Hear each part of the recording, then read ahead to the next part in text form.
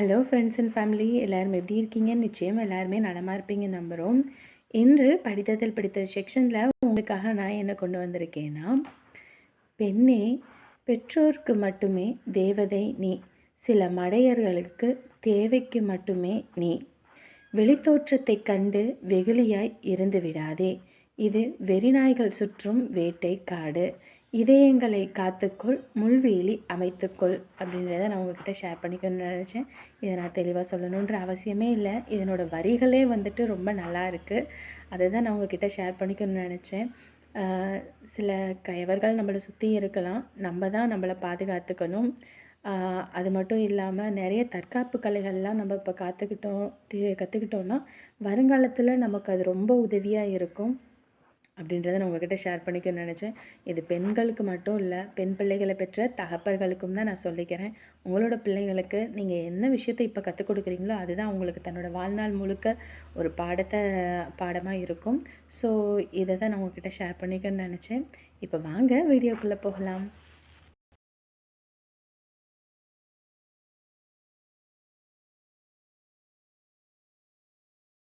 மணி வேற ஆயிப்போச்சு. இந்த பொண்ணு வேற கிளம்பி வாரேன்னு சொன்னாலே இன்ன வரைக்கும் ஆளை காணலையே. என்னாச்சோ ஏதாச்சோன்னு வேற தெரியலையே. ஐயோ, அப்பயே கிளம்புறேன்னு சொன்னாலே இந்நேரத்துக்கு என் கணக்குப்படி வந்தே இருக்கணுமே. இன்ன வரைக்கும் ஆளை காணலையே. ஐயோ. அத்தை அத்தை, என்னம்மா? வாங்க சாப்பிட்றதுக்கு. வெளியவே நின்றுகிட்டு இருக்கீங்க. இவ உருத்திடா, நேரங்கட்ட நேரத்துல தான் சாப்பிடுவா. மற்ற நேரத்துல சோறு போட்டு குடுறீன்னா எனக்கு வேலை இருக்குன்னுவா. போமா, வாரேன். இங்க பாருங்க, பாத்திரமெல்லாம் நான் கழுவி வச்சுட்டு படுக்கணும். வந்து சாப்பிடுங்க, சும்மா இது பண்ணிக்கிட்டு இருக்காம. என் பையன் வந்துருவான், அவன் கூட நான் சாப்பிட்டுக்கிறேன். உங்க பையன் என்ன நேரங்காலமா வருவாரு? ஒரு நாள் நேரமா வருவாரு, ஒரு நாள் லேட்டா வருவாரு. இன்னைக்கு மணி ஆயிப்போச்சு, இன்ன வரைக்கும் ஆளை காணலைன்னா லேட்டா தான் வருவாருன்னு அர்த்தம். அவர் வர வரைக்கும் உட்காந்துக்கிட்டு இருக்க முடியுமா? சாப்பிட்டு படுப்பீங்களா என்ன? வாங்க முதல்ல. ஐயோ, இவ பாசத்துக்கு ஒரு அளவே இல்லாம போயிடும். சரி வாரேன் போ. அப்புறமேட்டுக்கு உங்க பையன் வந்ததுக்கு அப்புறம் சோறே போட்டு கொடுக்கலடா அவன் பொண்டாட்டி, அப்படி இப்படின்னு ஏதாவது ஒன்று சொல்லுங்க. அதுக்கப்புறம் இருக்குது உங்களுக்கு. இவ ஒருத்தி எப்ப பார்த்தாலும் சோறு சோறு சோறு சோறு சோறு. என் பிள்ளைய அங்க மாமியார் கறி குடும்பப்படுத்தி அனுப்புறாளேன்னு நான் வயிற்றுச்சல் பிடிச்சி கிடக்குறேன். இவ வேற.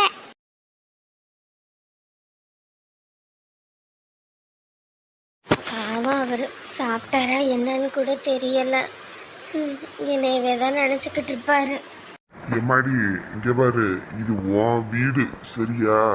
நீ சந்தோஷமா இரு சரியா? உங்க அம்மா கிட்ட நல்லா பேசிக்கிட்டு கல நீ இரு. ஏன் உம்முன்னு இருக்கிற?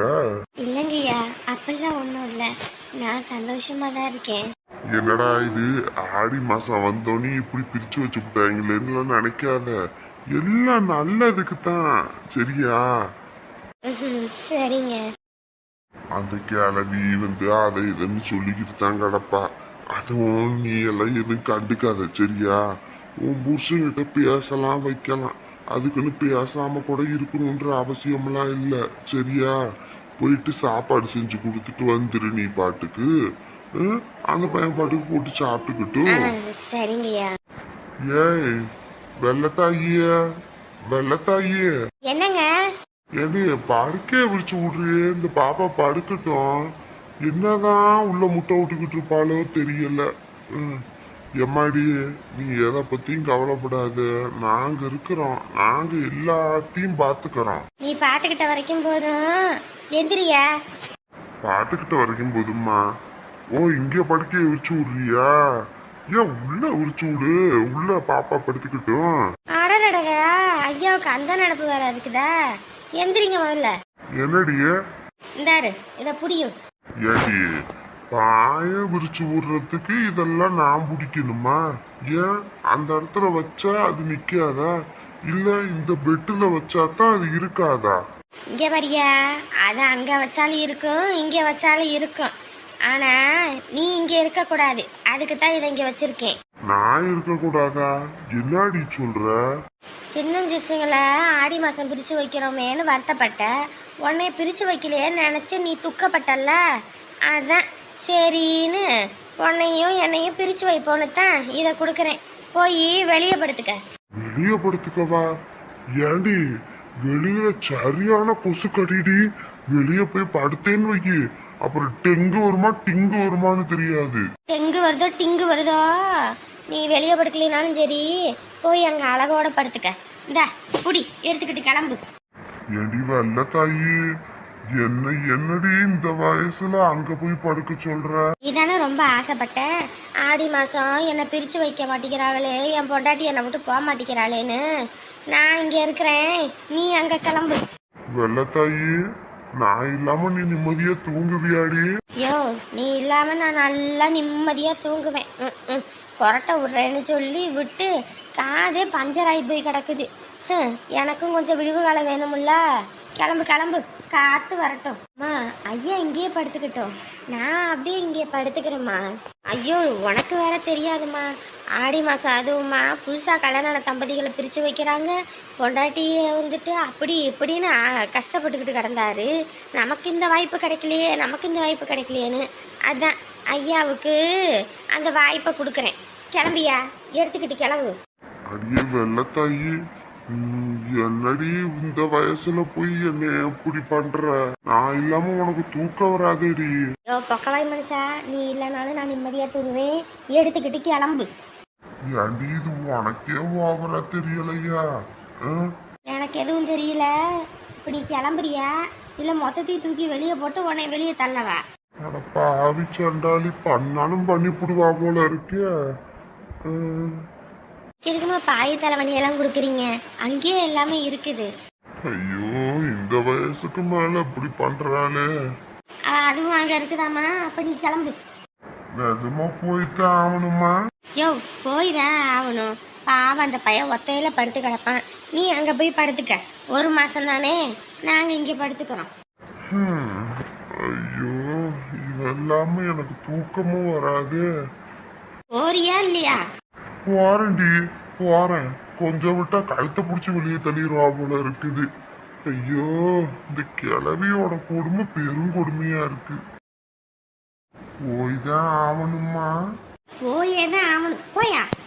பாரு, நான் போயிடுவேன். அதுக்கப்புறம் ராத்திரி ஐயோ எனக்கு தூக்கம் வரலன்னு சொல்லிக்கிட்டு என்னை இது தேடிக்கிட்டு வந்து அங்க கதவை தட்டி எழுப்புனேன்னு வையி, நான் எந்திரிக்க மாட்டேன்.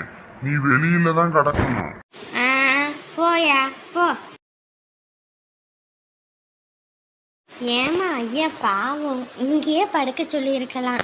அட இல்லம்மா, அங்க அழகு ஒத்தையில கிடப்பான், அதனாலதான். அதுவும் இல்லாம நீயும் வேற இங்க வந்துட்டியா, அவன் நினைச்சிட்டு ஏதோ வருத்தப்படுவானா என்னவோ. 2 பேர் இருந்தாங்கன்னா ஆம்பளைங்க 2 பேரும் ஒருத்தருக்கு ஒருத்தர் எதையாவது ஒன்று பேசிக்கிட்டு இருப்பாங்க. நம்ம 2 பேரும் இங்கே படுத்துக்குவோம். சரிங்கம்மா. சரி, இதை வச்சிடறேன், வா நம்மளும் படுப்போம். சரிம்மா. அடியே என் தங்க குட்டி, வந்துட்டியாடி என் செல்ல புள்ள, என் வயிறை கட்டி.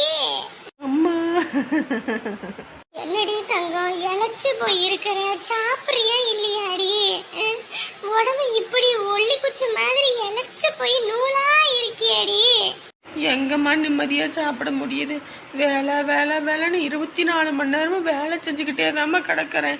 ஒரு பொட்டு உட்காரத்துக்கு கூட எனக்கு நேரம் இல்லை. ஐயோ, சின்ன பொண்ணுக்கு மட்டும் நான் தான் கூட்டிட்டு வந்தேன்னு தெரிஞ்சுது. இன்னைக்கு என்னை உரிச்சு உப்பு கண்ணம் போட்டுருவா. இங்கே பாரு உமா, சொல்லுனே. இங்கே பாரு, நீ ஏன் வந்தேன்னு சொல்லு. நான் கூட்டிட்டு வந்தேன். நீங்க இது உங்க அண்ணிக்கிட்ட சொல்லி வைக்காத, சரியா? என்ன உக்கம் அக்கம் சொல்றத கேளு, சரியா? நீ ஏன் வந்ததா இருக்கட்டும், நான் இப்ப கிளம்புறேன். இவன் ஒரு பயந்தாங்குழி பருப்பு திணி, பொண்டாட்டிக்கு பயந்து தான் நடுங்கிக்கிட்டு தெரியுமா? என்னடி தங்கம், என்னடி பையன் எடுத்துட்டு வரல, ஒன்னும் எடுத்துட்டு வரல, எங்க பையெல்லாம்? இல்லைம்மா, பையெல்லாம் எடுத்து வைப்போன்னு தான் பார்த்தேன். என் மாமியார் கறி வேற வெளியே உக்காந்து வெத்தலை பாக்கு கொட்டுன்னு கொட்டிக்கிட்டு கிடந்தா. நான் பையன் தூக்கிட்டு வர்றதை பார்த்தானா இன்றைக்கி ஏதாவது பிரச்சனை பண்ணுவான்னு சொல்லி இந்தா பால் பாக்கெட் வாங்கிட்டு வரேன்னு சொல்லி நான் பாட்டு கடைக்கு வரேன்ட்டு அப்படியே பூந்தடிச்சு ஓடி வந்துட்டேம்மா. அதான் பஸ்ஸுக்கு வரத்துக்கு மட்டும் காசு எடுத்துக்கிட்டு அப்படியே பூந்தடிச்சு வந்துட்டேன். அடி பாவத்தை, அந்த அளவுக்கு கொடுமைப்படுத்தி இருக்காளுங்க. ஆமாம்மா, வர வழியில் என் மாமியார் ஃபோன் அடிச்சுது. நான் ஃபோனும் எடுக்கலை, ஒன்றும் எடுக்கலை. அந்த குடும்பத்தை விசாரிக்காம கல்யாணம் பண்ணி கொடுத்துட்டேன். ஓ, நாலு பக்கம் விசாரிச்சு எல்லாம் பண்ணியுமே இப்படி கொடுமைப்படுத்துறாங்களே என் பிள்ளைய. சரி வா அத்தா, வா நீ உள்ள வா. முதல்ல எல்லாம் கூட இருந்ததில்ல, அதனால ஒன்றும் தெரிஞ்சுக்கல. ஆனால் இப்போ கொஞ்ச நாள் ஒன்றும் பண்ணா ஒரே வீட்டில் கூட சந்தோஷமா இருந்தாச்சு. இப்போ ஆள் பக்கத்தில் இல்லைன்னொன்னையும் ஒரு மாதிரி கஷ்டமா இருக்குது. என்னடா இது, நம்ம அவளையே நினச்சிக்கிட்டு கிடக்குறோம். அவன் நம்மளை நினைக்கிறாளா என்னன்னு கூட தெரியல. அழகு, ஐயா வாங்க ஐயா வாங்க. என்னப்பா படுத்துட்டியா? ஆமாங்க ஐயா, படுத்துட்டேன். ஏன் படுத்துட்டு வெளியே கதவை பூட்டிட்டு படுக்க வேண்டியதானே? ஏன் கதவை திறந்து வச்சுட்டு படுத்திருக்க? இல்லை, சும்மாதாங்க ஐயா. ராத்திரி பொண்டாட்டி வருவான்னு கதவை திறந்து வச்சிருந்தியோ?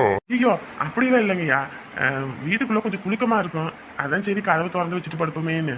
அடே, நான்லாம் உன் வயசை கடந்து தாண்டா வந்திருக்கேன். இத்தனை நாள் பொண்டாட்டி இருக்கும்போது உனக்கு குலுக்கமா இல்ல, இன்னைக்கு பொண்டாட்டியை அங்க பிரிச்சு வச்சுட்டாங்கன்னு குலுக்கமா இருக்கு. ராத்திரி கதவை திறந்து வச்சிருக்க.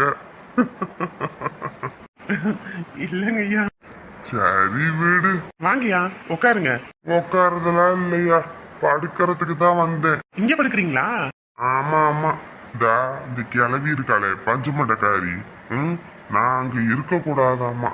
ஏதோ சும்மா வாய் வார்த்தைக்காக ஆடி மாசத்துல புதுமண தம்பதிகளை பிரிச்சு வைக்கிறாங்க. நம்மள ஏன் பிரிச்சு வைக்க மாட்டேங்கிறாங்க? நமக்கெல்லாம் அந்த குடுப்பனையே இல்லையான்னு சொல்லிவிட்டேன் வாய் தவறி.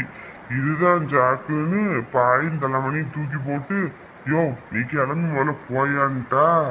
அப்புறம் நான் என்ன பண்றது? நான் இருக்கனால அவ விட மாட்டா போல இருக்கு. கழுத்தை பிடிச்சி கூட வெளியே தள்ளிவிடுவா போல. அதான் சரின்னு நான் கிளம்பி வந்துட்டேன். ஐயோ அப்படி ஆகி போச்சா? இந்த கிளவி என்னென்ன கூத்து பண்றா. அவ அட்டகாசம் பேரும் அட்டகாசமா இருக்கு. அதான் நான் பக்கத்துல இல்லைன்னா அவளுக்கு ஒரு புட்டு தூங்க கூட மாட்டா. அதான் நம்ம அவளுகளுக்கு காக்க விடணும். காக்க விடாம விட்டோம் நம்ம அருமை தெரியாம போயிடும். அதுதான் அப்படியே கிளம்பி வந்துட்டேன் நானு. என்னையா கீழே விழுந்தாலும் மீசையில மண்ணோட்டலன்ற கதையே பேசுறீங்களோ? என்ன பண்றது, இப்படி எல்லாம் எதையாவது ஒன்று சொல்லி சமாளிச்சாதான் மனசு கொஞ்சம் ஆறுதலா இருக்கும்னு நான் பாட்டுக்கு கிளம்பி வந்துட்டேயா. சரியா இருங்க, உங்களுக்கு விரிச்சு தரேன், படுப்பீங்க. இரியா நம்ம வீட்டுல என்னத்த போய் விரிக்கிறது, நானே எடுத்து வச்சு படுத்துக்கிறேன். இரு லலாக்கு டோல் டப்பிமா கண்ணே கண்ணம்மா வலை இழுக்கிற கண்ணா பாரம்மா நல்லாம விளக்கு எரியுமா கண்ணே கண்ணம்மா. பாத்தியா என்ன டான்ஸ் ஆடிக்கிட்டு இருக்கான்னு.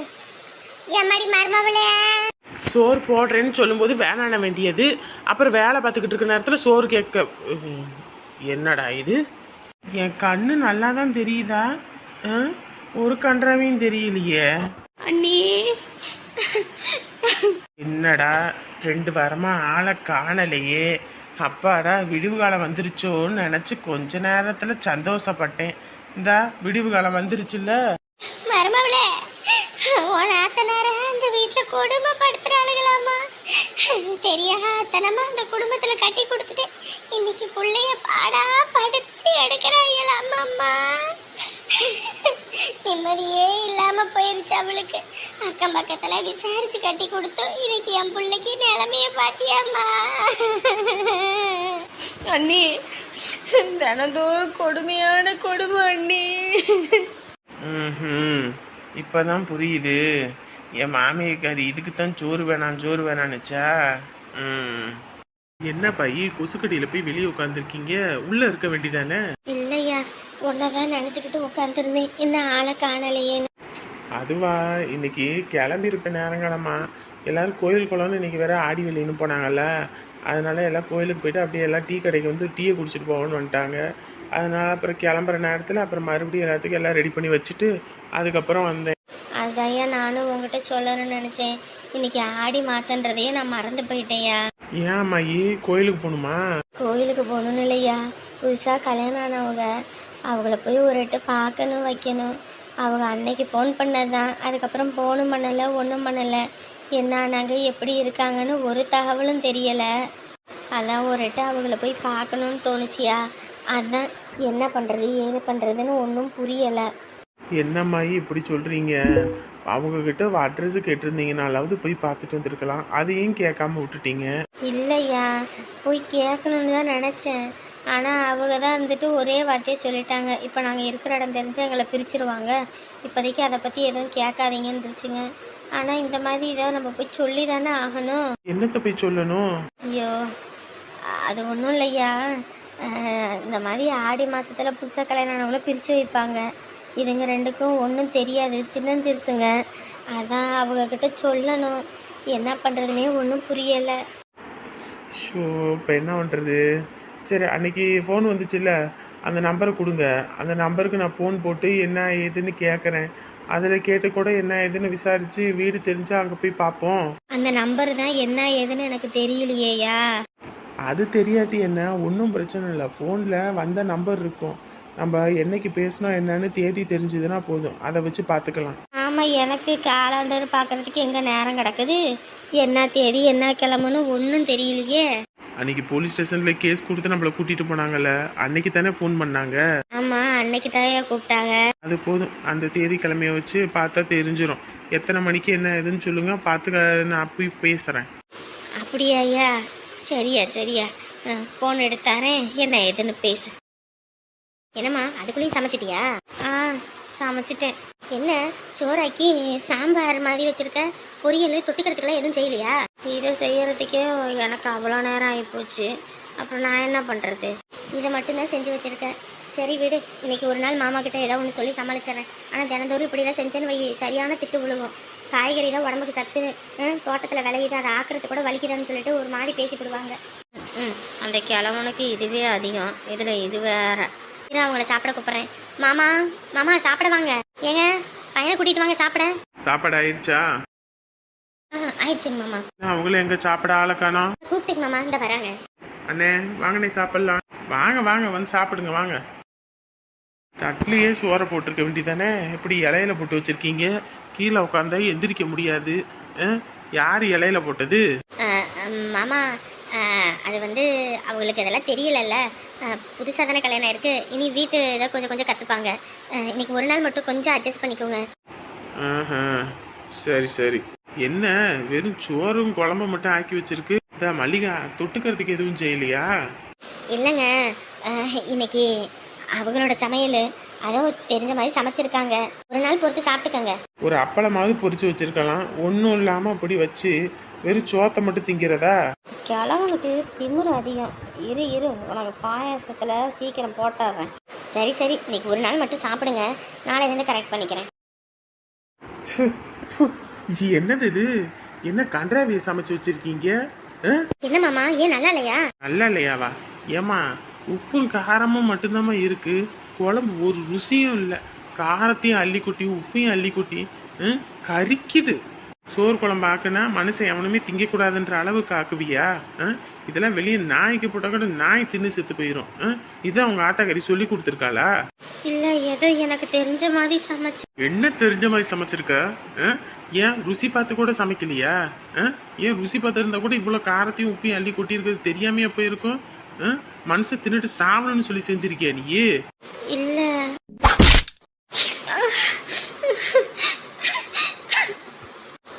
மாமா. அண்ணே இங்க பாரு, இந்த குடும்பத்தில் உள்ளவங்கள திங்கிறது எப்படின்னு தெரிஞ்சு அதுக்கேத்தாப்புல சம, அப்படி இல்லையா பார்த்து கத்துக்கிட்டு சம. ஏதோ நான் சொன்னேன்ற ஒரு கன்றாவிக்காக எதையோ ஒன்று சமைச்சு போட்டு எல்லாத்தையும் போட்டு தள்ளிட்டு போயிடாத. இங்க பாரு, இந்த மொத்த சொரி இன்னைக்கு நீ தான் திங்கிற, அப்பதான் இதுக்கப்புறம் இந்த மாதிரியான சமையலை செய்யணும்னு நீ நினைக்க மாட்ட. உனக்கு இதுவும் வேணும், இதுக்கு மேலேயும் வேணும்டி. காசு பணம் தான் முக்கியம்னு சொல்லிட்டு இருந்தல்ல, உனக்கு இனிமேதான் இருக்கு. இங்க பாருமா, இதெல்லாம் எடுத்து போய் அங்கிட்டு போடுங்க. சாப்பிடணுன்ற எண்ணமே போச்சு. மாமா கோவப்படாதீங்க மாமா, நான் இந்த சாப்பாடுலாம் இருக்கு, குழம்பு மட்டும்தான், ஏதாவது நான் ரசம் இது வச்சு ஏதாவது ரெடி பண்ணிடுறேன். ஒன்றும் வேணாமா? ஏங்க, வேலை செஞ்சு களைச்சிட்டு வந்த மனுஷனுக்கு வாய்க்கு ருசியே எதை சமைச்சு போடணும்னு நினைச்சா பரவாயில்ல, இப்படி வாயிலே வைக்க முடியாத அளவுக்கு சமைப்பீங்க. என்னத்த சொல்றதோ. கொஞ்சமாவது ருசி பார்த்து சமைக்கிறது இல்ல, பாவம் எல்லாம் வெறு வயித்தோட கிளம்பி போயிட்டாங்க.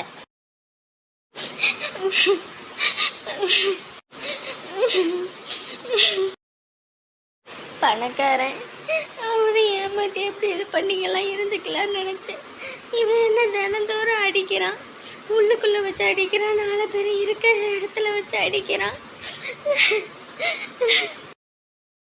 நாடகத்தை ஆரம்பிச்சிட்டாளுங்களா? இவளுங்க 2 பேர்த்தோடையும் பெரும் ரோதனையாக இருக்குது. இனி புள்ள இங்கேருந்து கிளம்புற வரைக்கும் ஆத்தாளும் அவளும் ஒரே அக்கப்பூர் பண்ண போகிறாளுங்க. போ. ஒரு பொண்ணை எதுக்கு கட்டி கொடுக்கறது? குடும்பத்துல நல்லபடியா வச்சுப்பாங்கன்னு தானே நம்பிக்கையில கட்டி கொடுக்கறது. இப்படி கொடுமைப்படுத்தினா எப்படி? எல்லா வேலையும் நானே இந்தம்மா கடந்து பார்க்குறேன். என் மாமியார் கறி ஒரு வேலை கூட பார்க்க மாட்டா. அப்படி இருந்தும் என்னை ஏதாவது குறை சொல்லி திட்டிக்கிட்டே இருக்கிறாம்மா. அவன் வீட்லேயும் ஒரு பொம்பளை பிள்ளை இருந்தா இந்த வலி வேதனை என்னன்னு தெரியும். அவள் பையனை பெற்று வச்சிருக்கேன்னு திமுறில் இருக்கிறான். விடுமா விடுமா, அவளுக்கு ஒரு நாள் கடவுள் கண்டிப்பாக கூலி கொடுப்பான். நீ அழுகாத. இதுக்கு தான் சொல்கிறேன், மாப்பிள்ளைகிட்ட அதை இதுன்னு சொல்லி தனி கொடுத்தனத்துக்கு வந்துடுன்னு சொன்னா கேட்குறியா நீ? மாமியாரை பார்க்குறேன், மண்ணாங்கட்டியை பார்க்குறேன்னு இவளுக்கு பண்ணுற அக்க பொருட்கெல்லாம் நீ உடந்தையா இருக்கணுமா? இவங்க எல்லா வேலையும் இழுத்து போட்டு பார்க்குறாங்க, இவங்க அவங்கள சொல்கிறதுக்கு. நான் மட்டும் நினச்சிருந்தேன்னா இந்நேரத்துக்கு வந்த அன்னைக்கு இந்த ஆளை தனி கொடுத்தனத்தை கூட்டிகிட்டு போயிருக்கணும். இவளுக பண்ணுற அட்டகாசத்துக்கு திமிருத்தனத்துக்கு நம்ம எல்லாத்தையும் பொறுத்து போகணும். ஆனால் இவங்க பிள்ளைகளுக்கு எப்படி சொல்லிக் கொடுக்குறாங்க பார்த்தியா? இவங்க பிள்ளைங்க மட்டும் போன வீட்டில் மாமியாரை பார்க்கக்கூடாது, மாமனாரை பார்க்கக்கூடாது, புருஷங்காரங்க இவங்க பேச்சை கேட்டு காலை சுற்றி வரணும். ஆனால் இவங்க மருமவளுக மட்டும் குடும்பத்தை பார்க்கணும், மாமியாரை பார்க்கணும், மாமனாரை பார்க்கணும். ஏன் பையனுங்க நம்ம பேச்சை கேட்கவே கூடாது. எவ்வளோ ஒரு நல்லெண்ணம். வீட்டுக்கு வந்த மருமகளும் ஒன்றா வச்சுருந்தா தானே, அப்படி இருந்தால் தானே போகிற வீட்டில் பிள்ளைங்க நல்லா இருக்கும். அப்பயே நினச்சேன், என்னடா என் மாமியார் கறி என்றைக்கும் சாப்பிடுங்கன்னு சொன்னால் ஒரு நிமிஷத்தில் வந்து சாப்பிடுவாளே, இன்னைக்கு சாப்பிடாம இருக்காளேன்னு நினச்சேன். இப்போ தான் புரியுது இதுக்காக தானே. நெருப்பு இல்லாமையா புகையும்? நீ விடுமா, நீ விடு. இனிமே உன் புருஷன் வந்து கெஞ்சி கூத்தன்னா கூட உன்னைய நான் அனுப்ப மாட்டேன். அப்ப பாத்துக்கிறேன்.